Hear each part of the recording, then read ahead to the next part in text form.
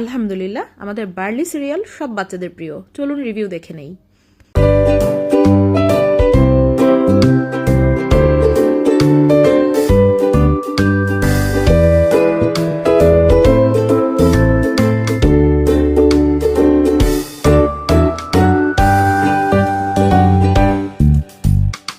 আসসালামু আলাইকুম, homemade food for babies by Jafrin থেকে জাফরিন একটি ভিডিও নিয়ে এসেছে আমাদের বার্লি সিরিয়াল বা তালবিনার।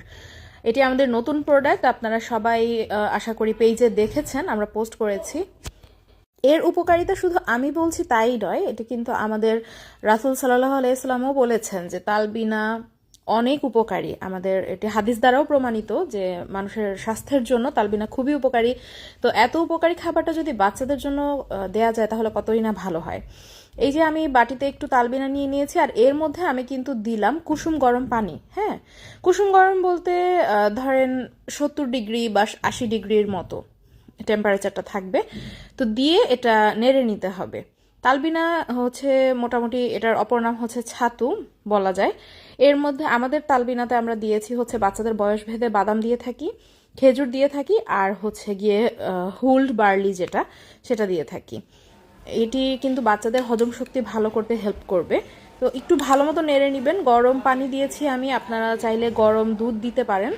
কতটা গরম থাকবে সেটা তো আমি বলেই দিয়েছি, আপনারা এভাবে করে মিশিয়ে নিলেই হবে। এটা বড়রাও গরম দুধে গুলে খেয়ে নিতে পারবেন। এটা ইনস্ট্যান্ট, এটা রান্নার খুব প্রয়োজনীয়তা নেই, তবে আপনারা চাইলে রান্না করেও দিতে পারেন। তবে যে জিনিস রান্নার প্রয়োজনীয়তা নেই তার রান্না করবেন, মানে দরকারটা কি, তাই না, সময় নষ্ট করার। আচ্ছা, তো এই হচ্ছে মধু দিয়ে দেই।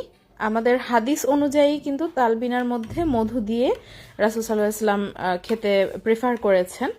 তো আপনারা চাইলে 1 বছরের উপরের বাচ্চাদেরকে এর মধ্যে মধু দিতে পারেন।